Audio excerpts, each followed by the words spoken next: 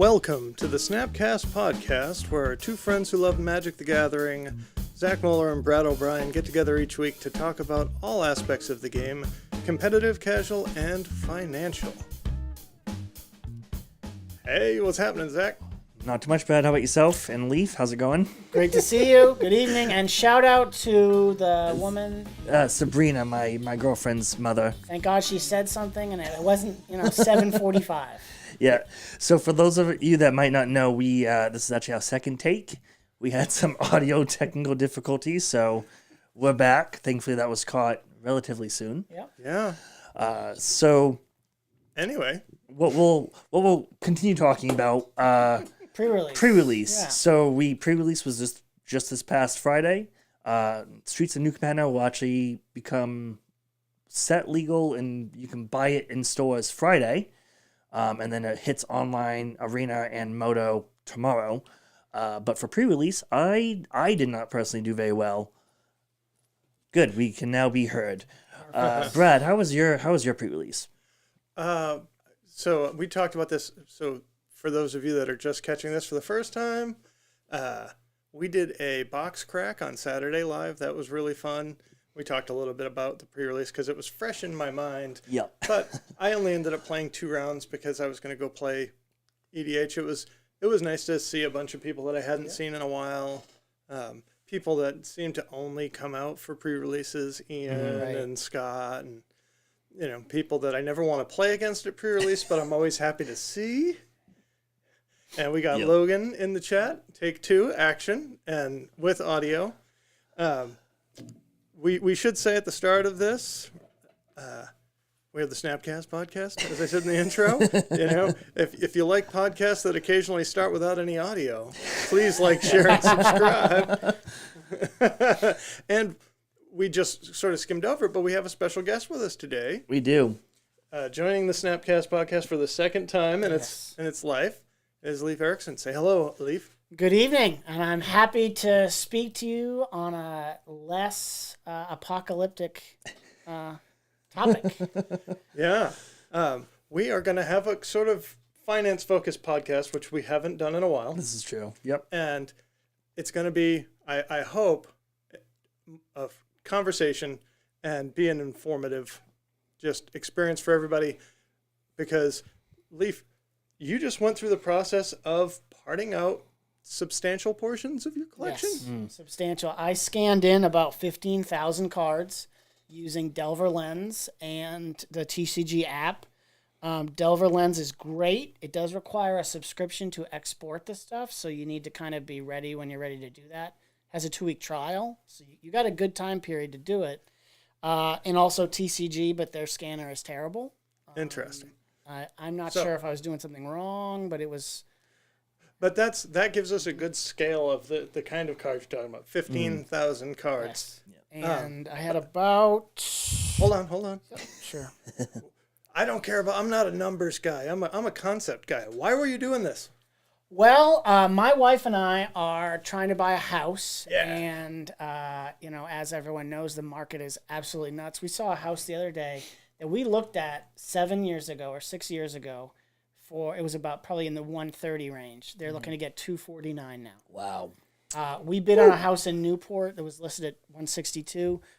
I asked the realtor, what do we need to do to get this? Mm-hmm. She said, bid 182 to 185. So we did 182, did not get the house.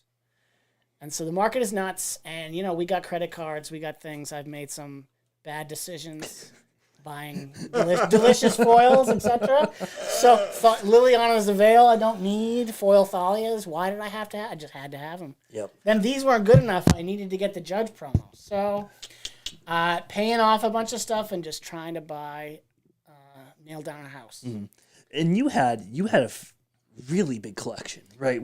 Back when we were roommates, you were buying cards left and right. So you had a pretty substantial amount of Magic cards. I still have an absolutely absurd amount. I don't know.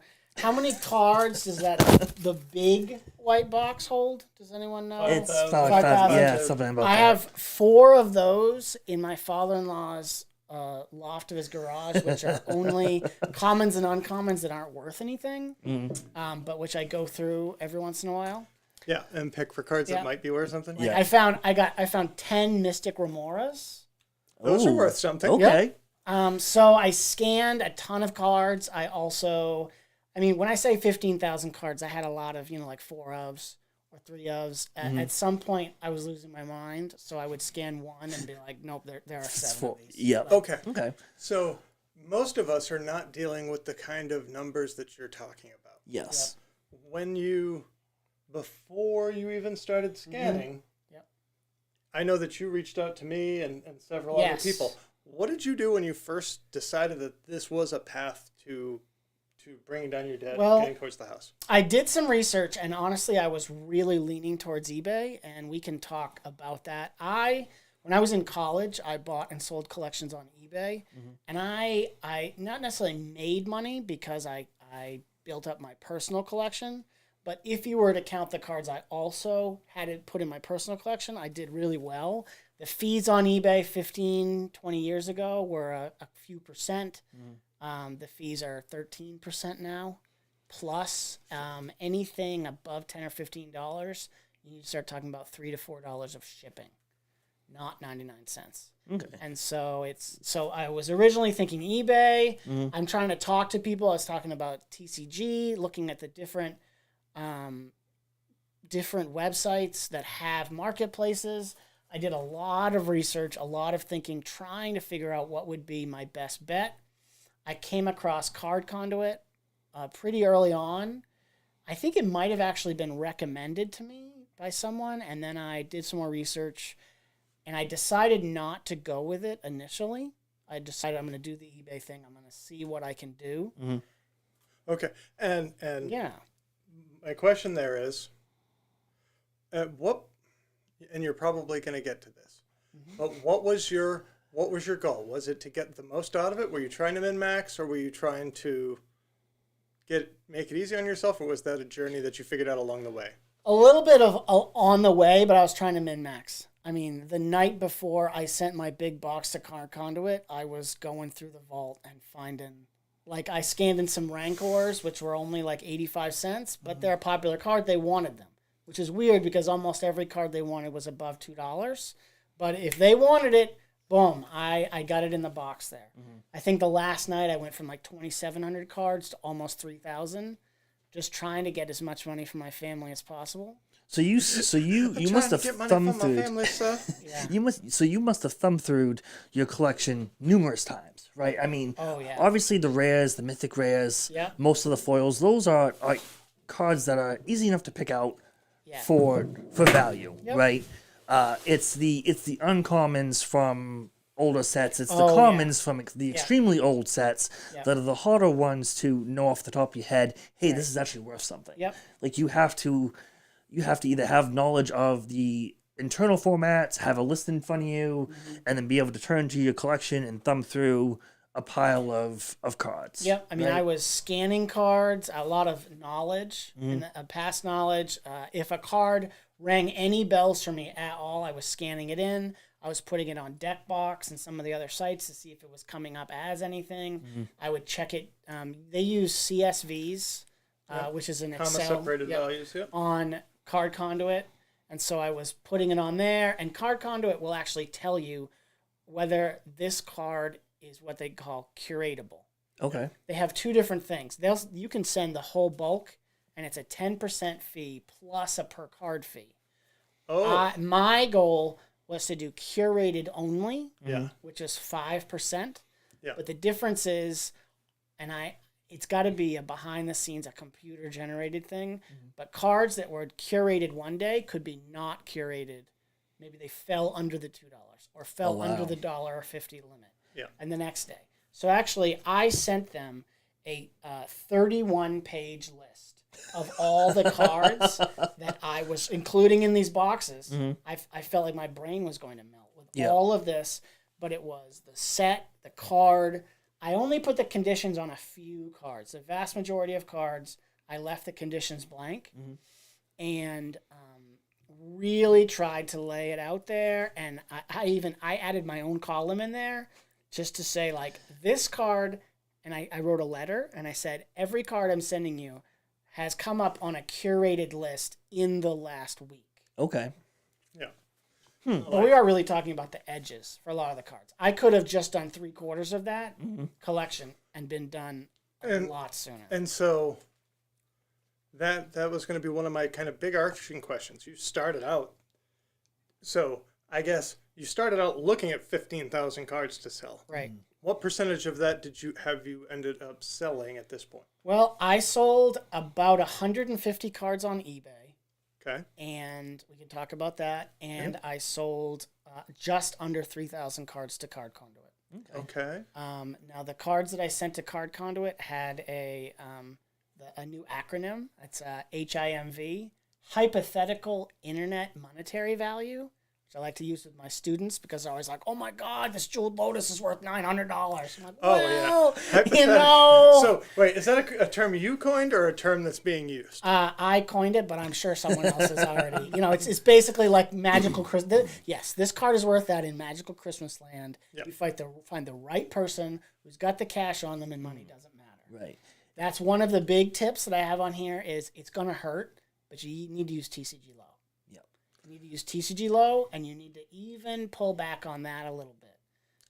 Set your sights a little bit lower so you can be excited to get what you get. Well, and we've talked about this before, like selling to a shop or selling to a buy list, you're looking at half maybe of retail value.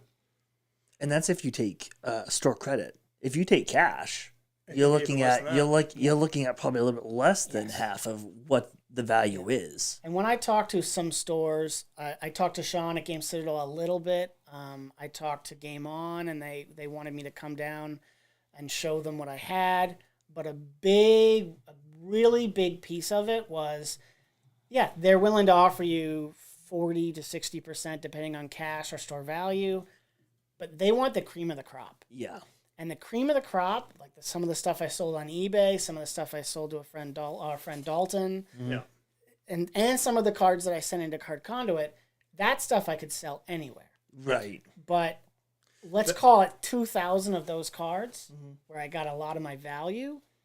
Sean and Game On were not going to be interested in that. Yeah. Right. And so the hypothetical value changes, or the liquidity kind of the card changes with the card value and playability. It's easier to sell $100 card for somewhere near $100 than it is to sell a $5 card for anywhere near $5. Oh, Absolutely. yeah. It's like, hypothetically, basic lands are worth 5 cents. That's what the internet tells you. Mm-hmm. Yeah, you're going to sell those? Who's going to buy those lands? Right. I mean, it might depend on the artwork, right? Yeah, there are corner cases. Mm-hmm. And honestly, a lot of stuff you're looking for, and that's one of the problems with the scanners. They struggle with the set, especially if the cards have been printed many times. Like a lot of curating, a lot of changing the sets, fixing it. That really shifts the value. And we'll probably come back to this again and again. Condition is king. Yep. The nice thing about Card Conduit, however, though, is if they say a card is curated and you send it to them, unless it's like ripped in half, they will give you, they're not just going to say this card is damaged, even though it's $100, I'm going to give you 10 cents. If it's at least damaged or heavy play, they'll do something. Okay. Now, actually, that's funny you say that because I know that TCG Player recently in the past month updated their condition sheets. Yep. So they've changed their basically their grading system on how they grade near mint, light played, heavy played. And I haven't personally experienced anything because everything that I've been buying recently, I've been buying Pioneer Lands. I've been trying to buy them near mint or light play. And from what I can tell, they're pretty much near mint. So I think where it's really going to be noted is if you're specifically only buying light play to moderate play cards, some of your moderately played cards might actually be damaged now. But because of this new grading system, that's just what they're doing, and that's how they're now grading them. But it's also more complicated for older cards because if you have a card from Streets of New Capenna that is heavy play, let's say 2 years from now, millions of those cards were printed. Yeah. But I had cards from the Legends and the Dark that I had collected simply because they were from those sets that were worth, $10, $15, $20. and they came back as damaged, and I still got $10 to $15 Okay. because only so many of them were printed. And only so many still exist, so people Right. are willing to accept a lower condition Right. just for the fact that it exists. Yep. Yeah. That makes total sense. It does. I know you got some notes there. It sounds like the bulk of your earnings from sales came with the bulk of your sales, which was to Card Conduit. Yes. But proportionally, you said you sold a handful of higher end cards to eBay. Did you figure out on a per card basis? On eBay, I figured out that after the 13, so on eBay, I got about 80% of the HIMV, the hypothetical internet monetary Okay. value. And that's looking at TCG low? Yes. Okay. But then you're paying your 13% plus shipping. So you're getting closer to 65%. Okay. Now you're starting to move into Card Conduit range. I would be interested to see if I did another run of lower end cards. I mean, I didn't do any cards on eBay that had a value of less than $10 on TCG low. Yeah. You put a bunch of $1 cards up there or $2 that Card Conduit might accept, it might take months for them to sell. Yeah. Well, so I mean, talking of eBay, TCG low, and Card Conduit. Yeah. What would so you said that you didn't sell anything that was under $10 worth of value To eBay. to eBay. Yes. I know, TCG, I believe some stores won't sell anything that's under $2. If there's a card price that is under $1 or $2, they have to make up for that in the postage, basically. Right. So they have to charge you additional money in postage just so they can even break even on selling that $2 card. 100%. 100%. And basically nothing I sent to Card Conduit was less than about $1.50. There was some room on certain cards like Rancor, pretty good room on 10-year-old foils from 10 years ago because I have a big box of old foils. But really, I mean, I had 6,000 cards that were worth at least 75 cents on the hypothetical internet. Yep. And I sold about 3,200 of them. And most of that was to Card Conduit. So I still have a bunch of $1 cards. It's a bunch of bulk. They're pretty close to bulk. You're like, geez, does this even go in a commander deck? Maybe it will someday. Right. All right. Right. It is so funny, and we're not the first people to talk about the fact that, and I think we have even done episodes on this cast in the past, in that what your cards are, what you would buy it for is not what you're going to get out of it. Yep. But you were trying at the outset to min max.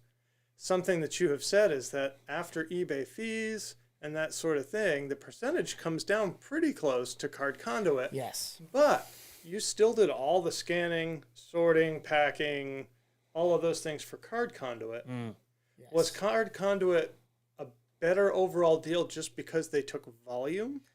They took volume. They took a bunch of cards because what Card Conduit does, I guess, is they then sell. They've got a big collection of internal buy lists. Yeah, they then sell to the buy lists. Yep.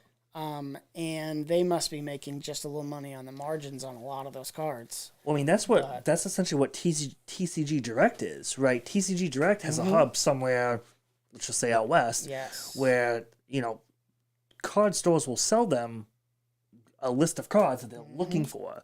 And then when you order from TCG Direct, it's coming from one hub.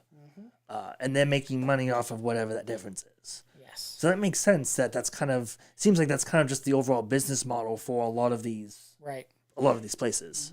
Well, and TCG Direct sellers, that's actually a little bit different. Okay. So like Sean can have a TCG Direct store where Sean basically puts all of his inventory on TCG and then mails it to them. Yes. Yes. So they're holding Sean, That's the Direct. Game Citadel's Yep. Yes. TCG inventory Okay. at the hub, and when it sells, they just ship it from there. Okay. So the store never has to pack and ship anything anymore. And one of the things that I noticed about TCG is that they have a lot of features that I would really have wanted to use that are only available to high-level sellers. Like importing a Excel document of the cards that you want to put up or put in your inventory to put up at some point, you need to be like a level 2, I think like level 3 and 4 is when you get talking about that kind of stuff. Or TCG Direct. You can't sign up for TCG Direct without having made a pretty good amount of sales yourself Previously. on there. Okay. And so that kind of, I mean, if I could have made 20 sales on TCG and then sent the rest to Direct, that might have been an option. But they don't want to deal in a way that Conduit was willing to deal in terms of that. Back to the min-max conversation. Did you have to make any concessions to, were you making concessions to urgency or convenience or both to sort of offload what you could versus do it slowly over time? Like, why didn't you open a TCG store? Well, I did open a TCG store. I sold a few cards. I became frustrated that there were a lot of features that they talked about, which were only available for high-level sellers. Okay. We're not on a time crunch, but, I mean, we would like to buy the house sooner rather than later. Yeah. And I had put so much work into cataloging and curating and having to put, like, when I talked to Sean, and I love Sean, but when I talked to Sean and I said, hey, Sean, do you want to look at this list? He's like, well, you know, my website's updated. So I would have had to type each card. Oh, he's looking for 2 copies of this. I need to be That's a able to different import business. this document that I just spent a month burning the midnight oil on. Yeah. I cannot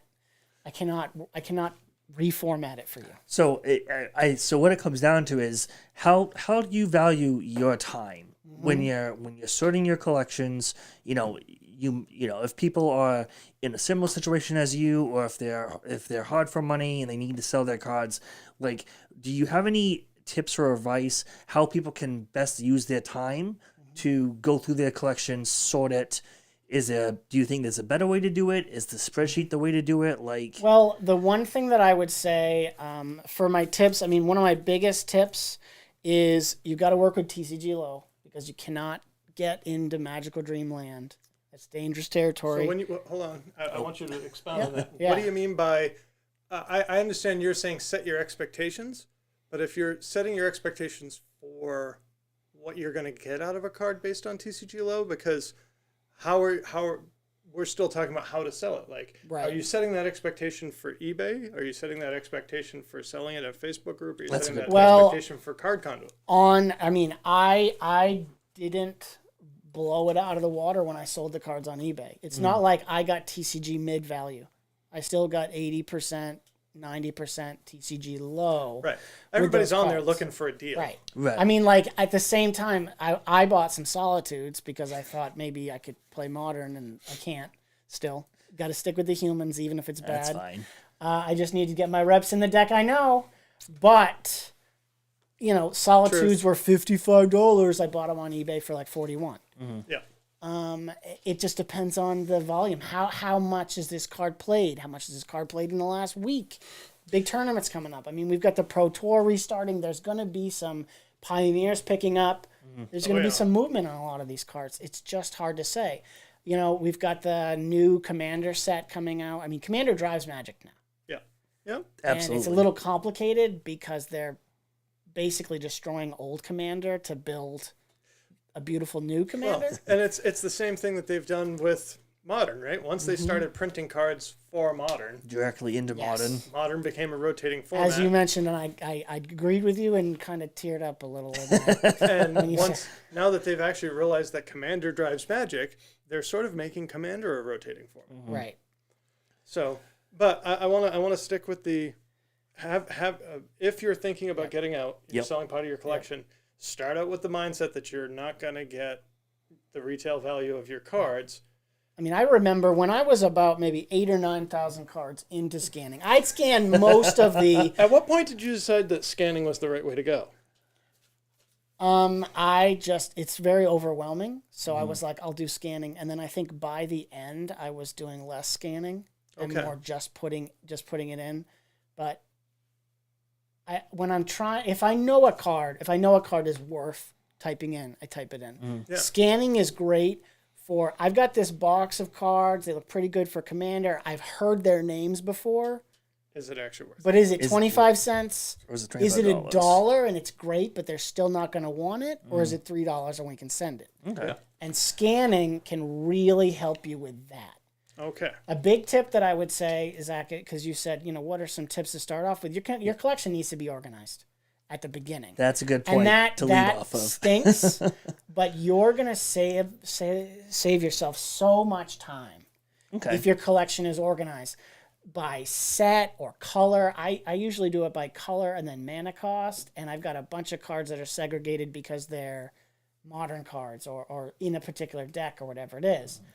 But you need to be able to reach over and say, hey, I'm gonna grab these white cards.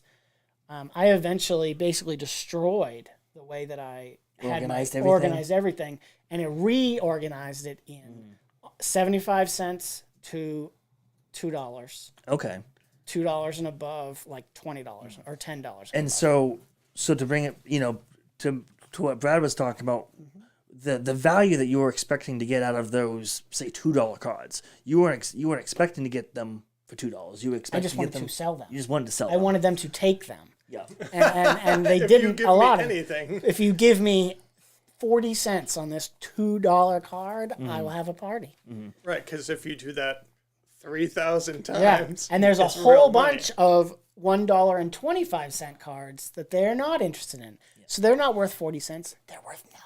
Yeah. So, did you have your collection sorted in a way like that I did. made it easy for you? A significant portion of it. I basically had a big Commander / modern sort with the different colors. I had a lot of stuff sorted. Like, luckily I had all the really old cards sorted by set. So I could go to the Legends cards, the Dark cards, the Chronicles cards. I mean, I found like 2 Chronicles cards that were worth something, but they had been sitting there for years. So It wasn't Blood Moon, was it? I did sell a Chronicles Blood Moon, but that was in my Commander stuff. I'm just going to bring this up on the screen for people that are watching on YouTube, because one of the things that I try to tell people is if you have a set that you have a lot of cards from, like I opened a whole lot of Ixalan. If I go to MTG Stocks and I look for Ixalan, I can sort that whole set by market price. Again, not what I'm going to get selling to Card Conduit, but I can look at all of the cards that are actually worth more than $5. I've been doing this in the last couple of weeks just with those big 5,000 cards, looking for commons and uncommons And that that are was worth, going to be my next step is $1 or $2. the ones that you're going to have a bulk of might be uncommons. So you can just look at uncommons and sort them by price. And guess what? There's probably nothing in the uncommons that Card Conduit wants from Ixalan. No, but this is a good way, to touch back on having everything organized. If you have all your stuff organized like this is an easy way to check prices for uncommons and commons. Right. And if you go back to farther sets like the Chronicles, the Dark set, anything that doesn't really have a set symbol or a set symbol that's easy to recognize. Right, where this the is a rares good are way. not marked as rares. Right. This is an easy way to see what's of value from the set, and then you can just easily thumb through your collection and put, you know that you're looking for anything over $2. Okay, great. Right. So And my plan over the next year or so is actually to recatalog the cards that didn't get sold, get them onto Archidect, which is what I ended up having to use. So all the different websites use different set codes, and they are not friends. So if you upload a CSV to Card Conduit from Deckbox, hundreds of cards will be not found. And they use different things to stand for certain sets. And so Archidect ended up being the one that worked the best with them. Woo. And with what's called the Scryfall ID system. Yep. And so, but I'm planning on getting a lot of those cards on Archidect so that I can keep track of, because some of those commons and uncommons that are in those older sets, or cards that don't get a reprint but then are really good in a particular commander deck, they could go from $1 to $10 Overnight. and you've got to get rid of them because they're if they're even remotely good and they're not on the reserve list, Wizards is so excited to print them. Hold on 1 second, Leif. I'm going to mess with your microphone. I'm sorry, my voice is not deep. No, it's fine. I tried. Kept whacking it. Well, when you moved one direction, it sounded so much better, and I thought, let me just put the mic in that place. And then you moved again. Once I touched it, it started. No, you're good. So The microphone started buzzing. It has nothing to do with you. Okay. So, I mean, you know, all of us have sold cards at one point or another. I mean, I went through a phase where I was selling stuff because I needed the money at the time. Brad has sold stuff off and on because he has found that he hasn't needed cards of value, right? Just kind of depending on what it is. And you've been selling cards because you're trying to buy a house. You know, obviously we're not telling people to sell out of the game. And actually in the show notes, I had put there that we're not trying to tell you to sell out because the game is still fine.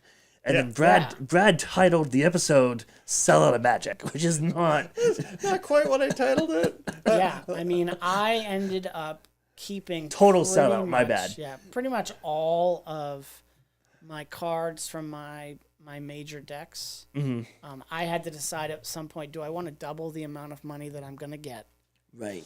but Or do you wanna keep some cards? start cutting some serious muscle, Right.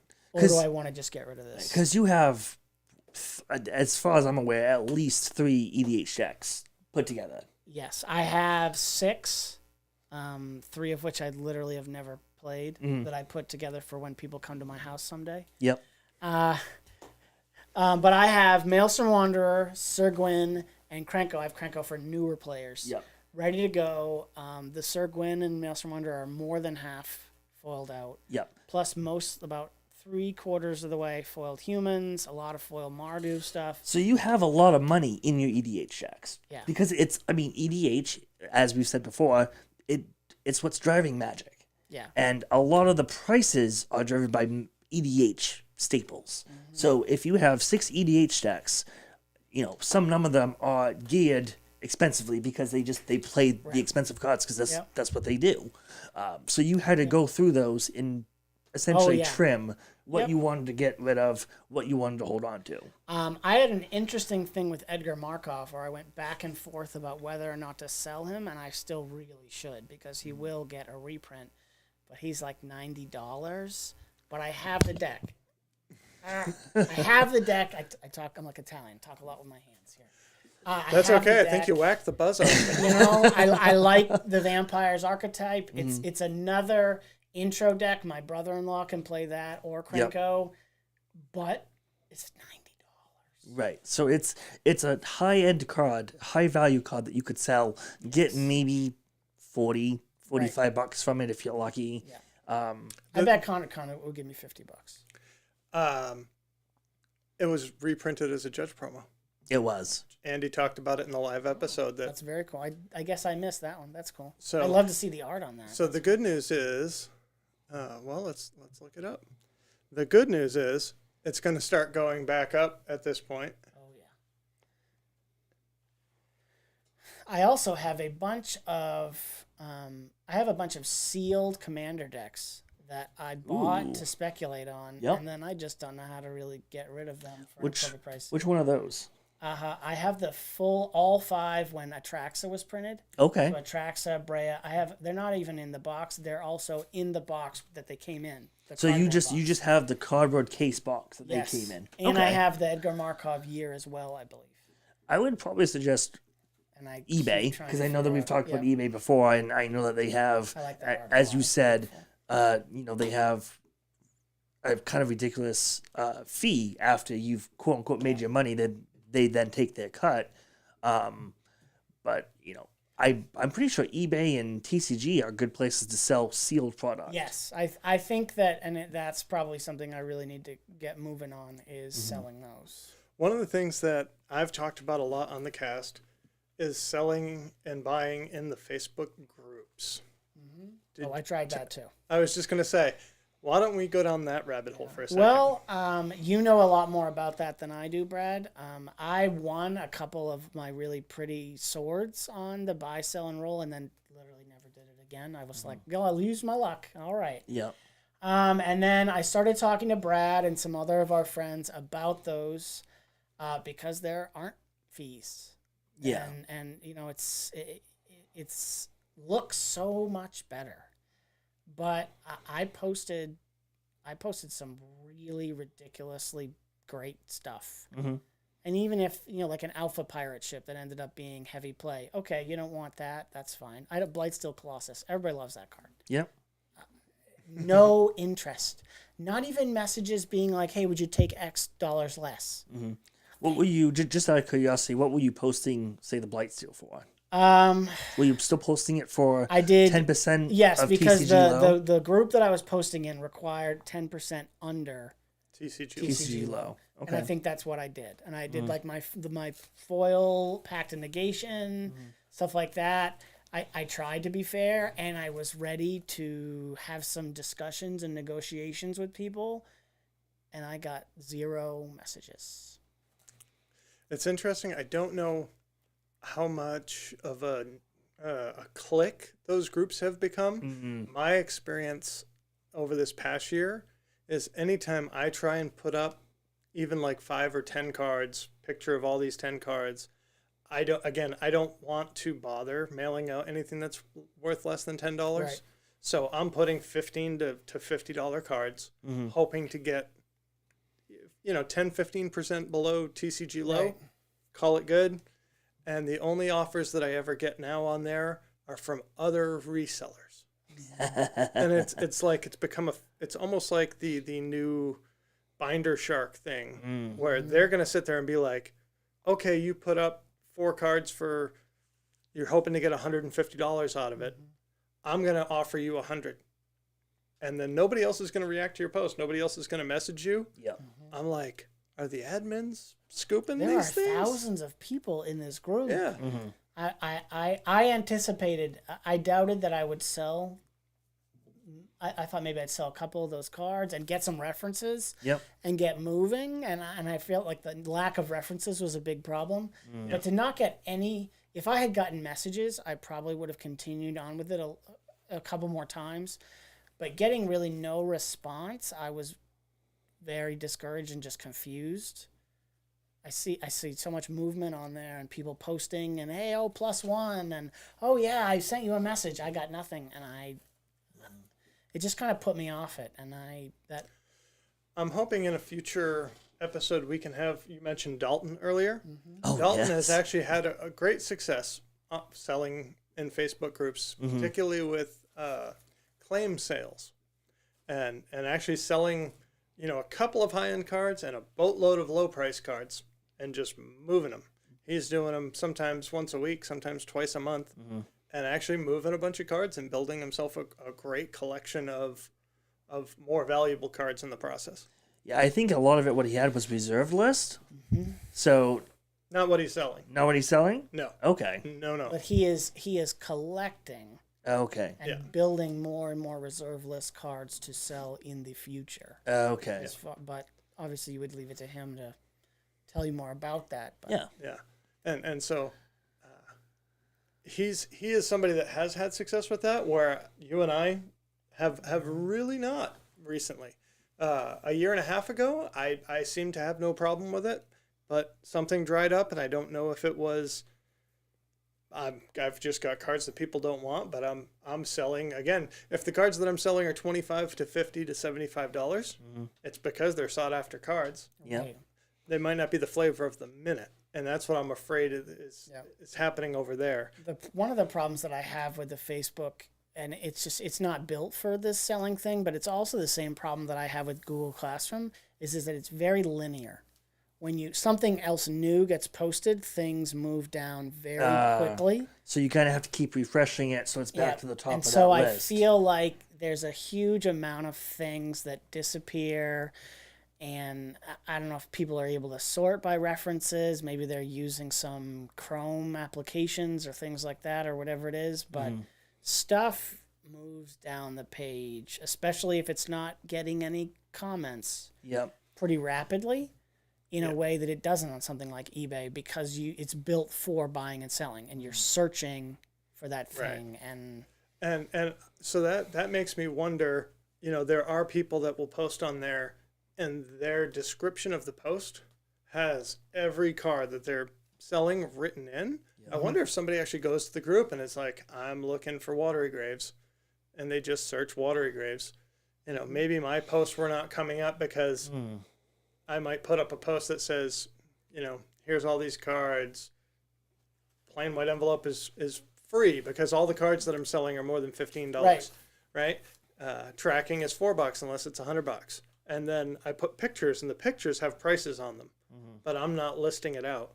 So that's one of those, like, maybe that is the nomenclature or whatever of that environment that I'm not getting. But It could also just be a reference thing too, right? Because I've seen, I don't participate in any of the Facebook groups like this, but I have seen if someone's looking to sell a card, all those comments about +1 service, +1, +1, that could also be a turnoff, because people nowadays are so afraid of being scammed. And there are a lot, I'm not saying that you guys would do that, but there are a lot of scammers out there on Facebook groups and stuff like that. So from what I'm hearing, from what I'm understanding, I feel like not having the +1 references a lot of the time is probably hindering you guys. Because our friend Dan I think he does a lot of Facebook group sales, doesn't he? he was, and then he started selling on TCG, and he's had a lot of luck there. So I don't know how much he's doing on Facebook anymore. That's fair. So going forward, not with less urgency, what's your plan for?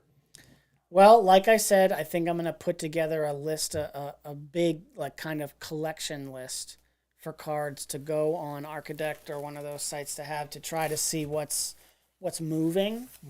But I've kept the TCG Player store up. I don't have anything on it right now. I need to figure out a way to get it, like they send me a text message or something when there's a sale. Like, I need to go on there. I don't get an email. I don't get a notification. There's got to be. I have no doubt that there is. I just happen to be paying attention for the few sales that I did get. Right. But I think TCG, it looks like it's got a lot of great tools if you are a level 3 or 4 seller, and it's got a lot of nice stuff. I mean, it's hard. Maybe I go with eBay.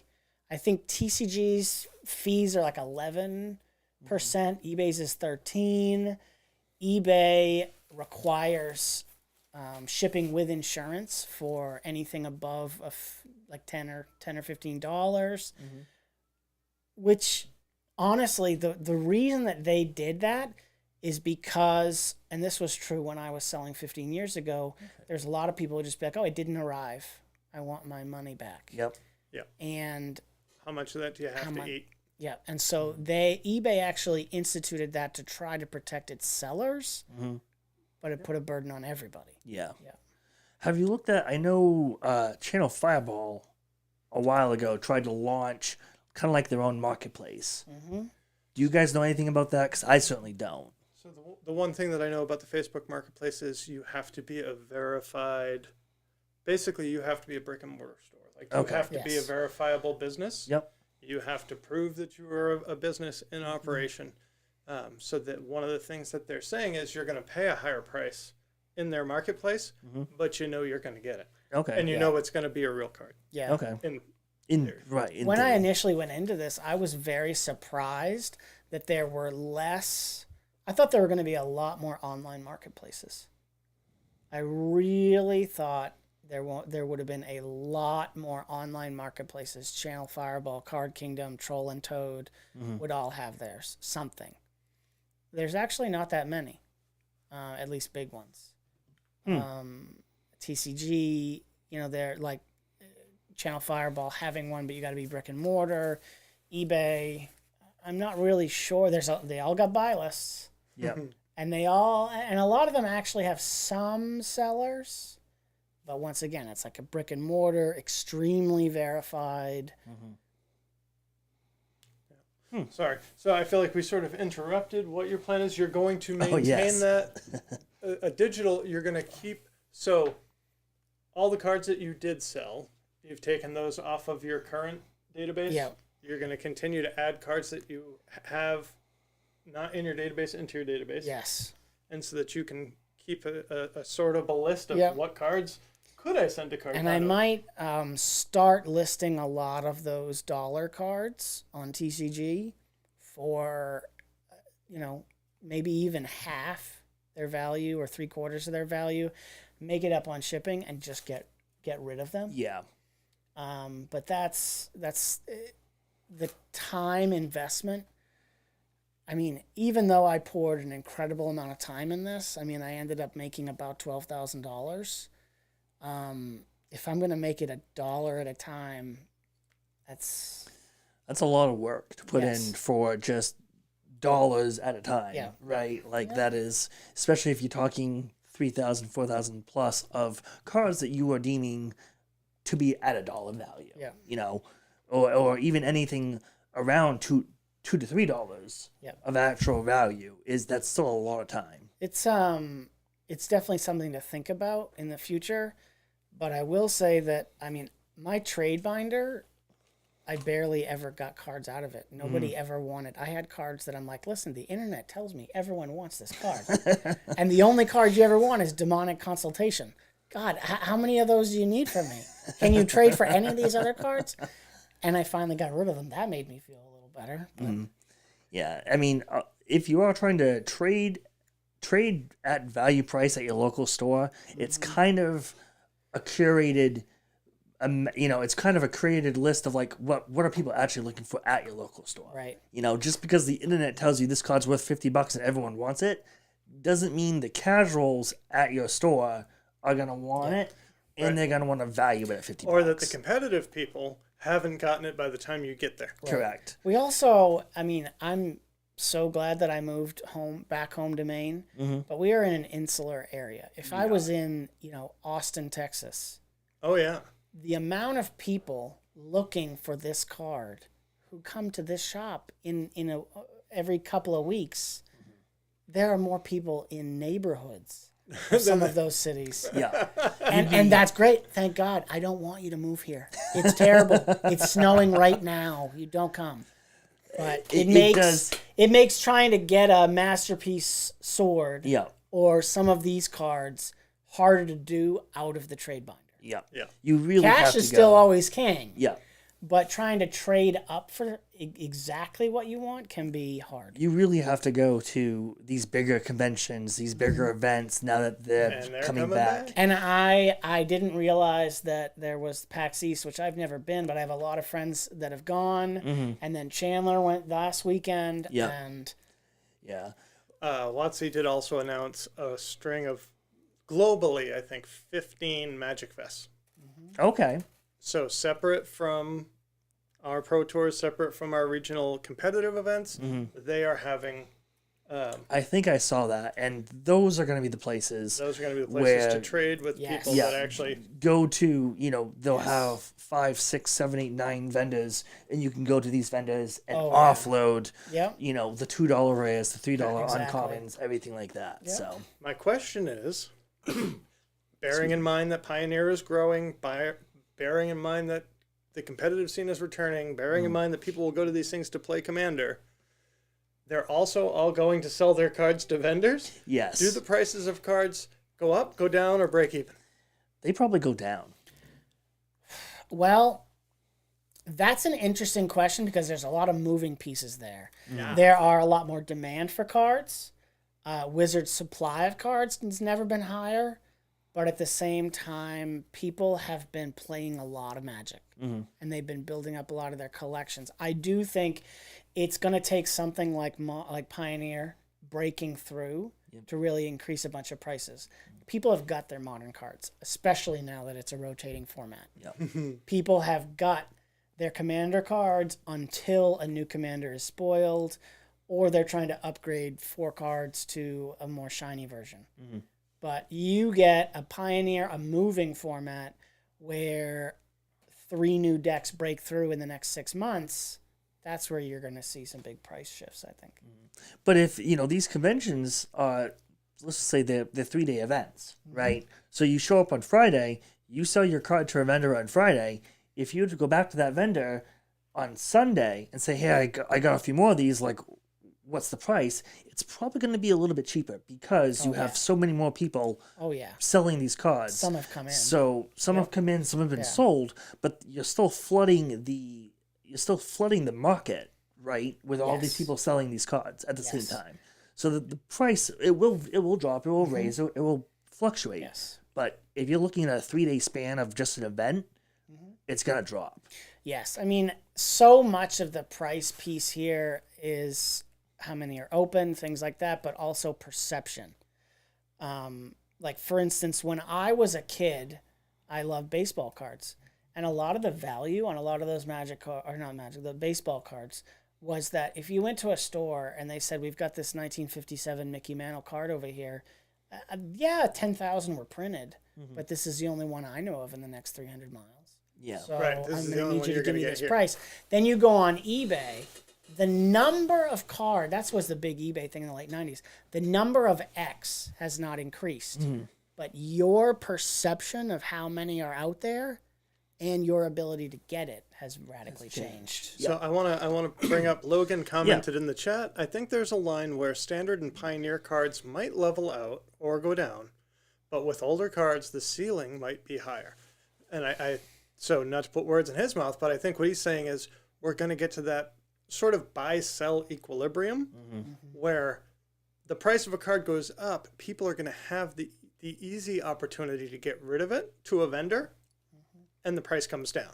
Yeah. So like there's that dance of this card's high, I can sell it into to the vendor, and he's saying older cards that are in lower supply, less people have, less likely to have been reprinted. There are a lot of variables such as reprints of certain valuable cards where they are perceived as too high decks being created for certain tournaments. Absolutely. So that the tournament things spike. But like I was just looking at, were we looking at Chronicles? Yes. And Concordant Crossroads was in there as one of the most valuable cards in the set. Just got a reprint in a Secret Lair. No, did it? Yeah. Blood Moon All was creatures the get third. haste, baby. I'm not going to lie, it was a lot more than $45. Blood Moon was the It was third. a lot higher than that. Was it? When you looked at it? Yeah. Blood Moon was the third most expensive card out of that set, and that's sitting at 14. That's an older card, sees a ton of play in Modern, and it's been reprinted to the ground. Right. So, that price certainly doesn't have probably much more room to fluctuate. But if you go to one of these events and you have 10 people sell a handful of Blood Moons, I'm pretty sure that same vendor is not going to buy yours. If you're the 11th person to come to them, is not going to buy them for the same price that they bought the previous. It better have been a card that they bought 20 at this event, but they sold 30. Yeah. And they're like, man, the next event, this card's looking like it's going to be big. I need to stock up. Yeah. But if it's not a corner case like that, they're going to give you quite a bit less money. All right. One last question for both of you. Is there anything that you're buying or anything from the new set that you think people should be looking at? Do you want to start, Leif? Well, I'm interested to see what happens with the Devoted Druid decks, just because of the sword / whatever that Elspeth got. Luxia. Yep. But that's about it. I didn't see anything that was going to be crazy. I know that Amulet Titan got another toy, but that's like a one of the Titan of Industry. Oh, are they playing that already? Well, it has a lot. It can do a lot of different things for 7 mana.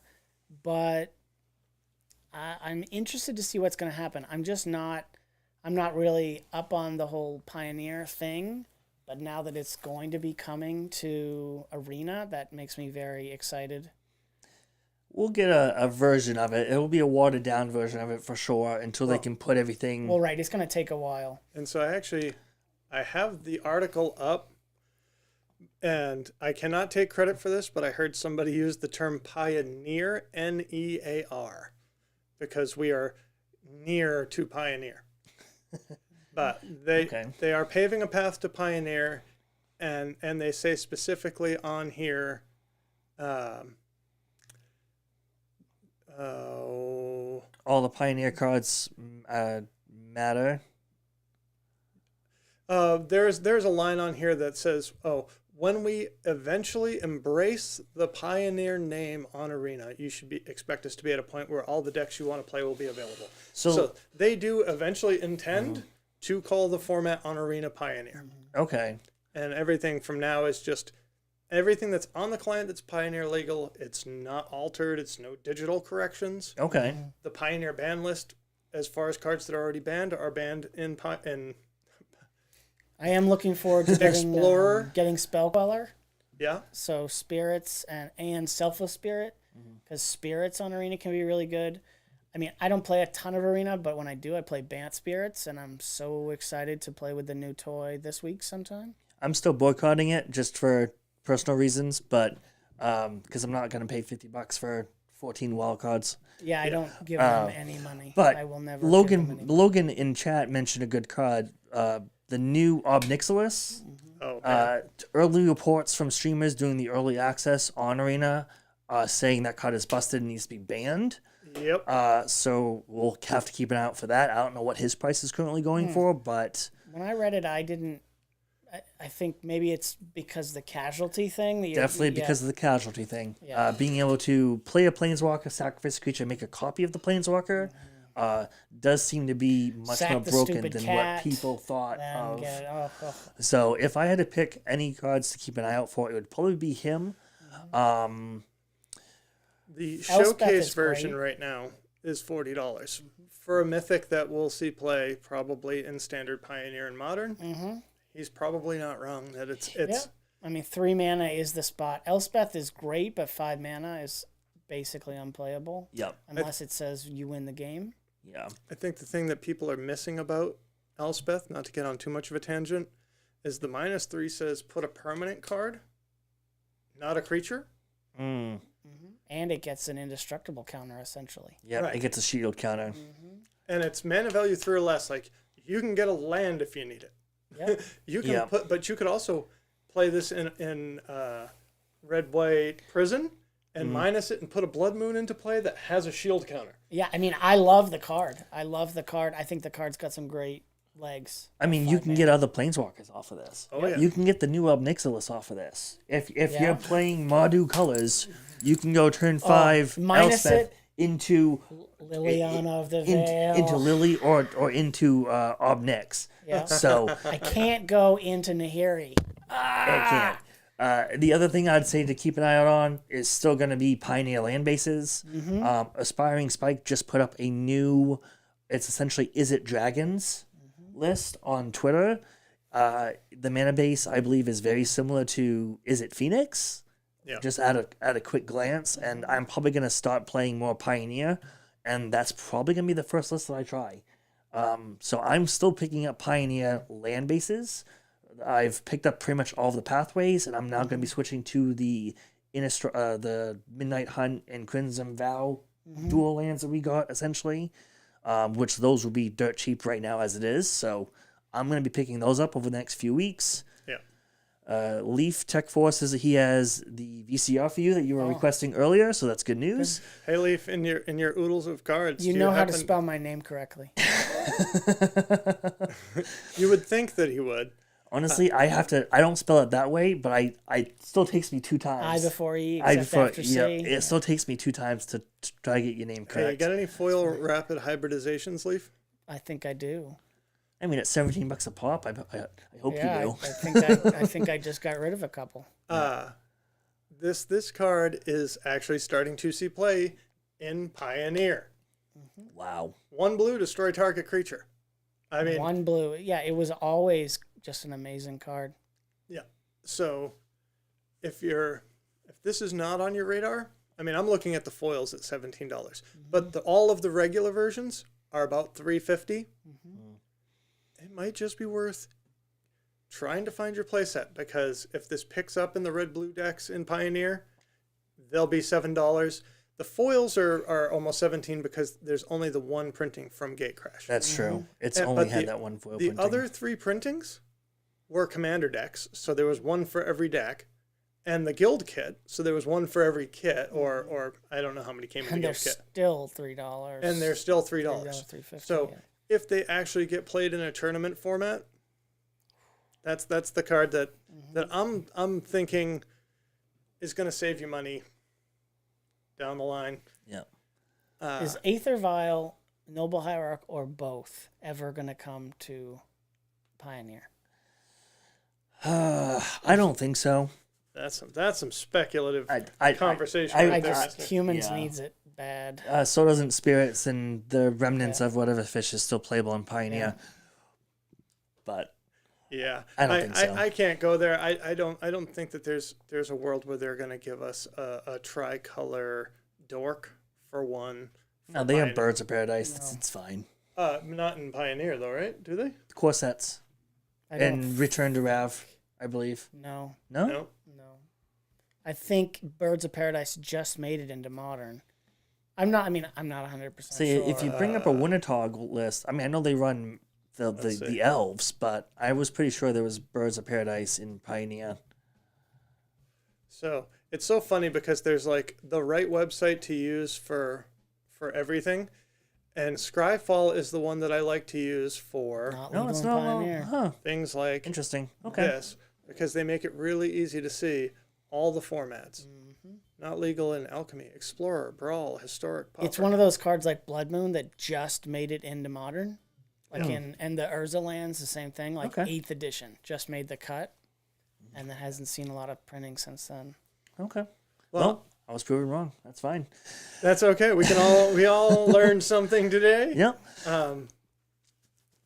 If one of our dozens of listeners says they want to buy your cards, Leif, or if they wanted to otherwise get in touch with you, is there a way that you're comfortable? Well, I'm on Facebook, mostly just for Facebook Messenger. Perfect. If you already know how to contact me, you're welcome to contact me. There you go. And if you don't, talk to one of my friends. There Yeah. you go too. I was gonna say we can definitely be that bridge between the unknown people and you. I try to if stay off needed. social media. I worked in politics for 10 years. I moved to Maine to get away from it. I get a little heated. So Yeah, fair enough. So you can find me at Motown_111 on Twitter or Motown123 on Moto. I'm still grinding the leagues with Fish and soon to be the Pioneer leagues as well. So we'll see how that goes. I am looking at streaming potentially Arena and Yeah. playing Explorer. Nice. I might be the Explorer guy. It's gonna have to be you because I'm still refusing to touch that platform. just you don't have to spend any money. Yeah, but I'm gonna drop money on it, so I'm not gonna Yeah, not gonna do that. I know you until- are. As until a I need former to. roommate, I know you will. Yes. I'm still dropping money on Moto. I don't need to do Talking that. about a room full of the most degenerate Magic card buyers, all trying to have a conversation about selling. Yeah. It was really fun. Thank you, Leif, for coming out. Yes, My thank wife you. asked me if we were now in the black on the Magic, and I was like, "Dear, No. dear, don't hurt me like that." There's a joke at music stores that if you pay 10% extra, they'll give you a receipt that shows what you told your wife you paid. Oh yeah. Yeah. So yeah, I could totally see that being a thing in Magic for sure. Yep. Yes. See you next week. Yep. See you guys next week. See Thanks you, for Brad, having me, Leif. and have Thank a you. wonderful evening. Good night.